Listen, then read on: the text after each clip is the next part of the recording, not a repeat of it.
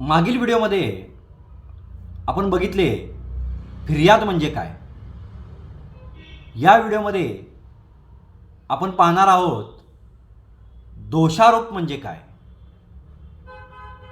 दोषारोप ही न्याय प्रक्रियेतील एक महत्त्वाचा घटक आहे. नमस्कार, मी उदय ओंकार, जनहितार्थ जारीमध्ये आपणा सर्वांचे स्वागत आहे. ज्यावेळी एखाद्या व्यक्तीने केलेल्या गुन्हेगारी कृत्याबाबत न्यायालयाने त्याच्यावर अधिकृत आणि लेखी जो आरोप ठेवला जातो किंवा न्यायालय ठेवते त्याला दोषारोप असे म्हटले जाते.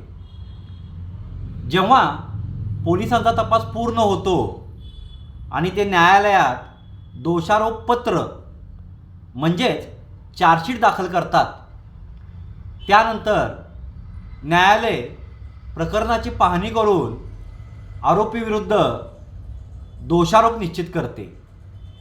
यालाच न्यायालयीन भाषेत चार्ज फ्रेम करणे असे सुद्धा म्हणतात. दोषारोप ठेवण्याचा मुख्य उद्देश हा असतो की आरोपीला त्याच्यावर कोणता गुन्हा केल्याचा आरोप आहे आणि तो कोणत्या कलमांतर्गत आहे याची स्पष्ट व अधिकृत माहिती मिळावी, जेणेकरून आपल्यावर काय आरोप आहेत हे स्पष्ट समजल्याशिवाय ती व्यक्ती स्वतःचा बचाव करू शकत नाही व त्याला निष्पक्ष न्याय मिळू शकत नाही असा आपला कायदा म्हणतो. त्यासाठी दोषारोप निश्चित करणे हे आवश्यक असते.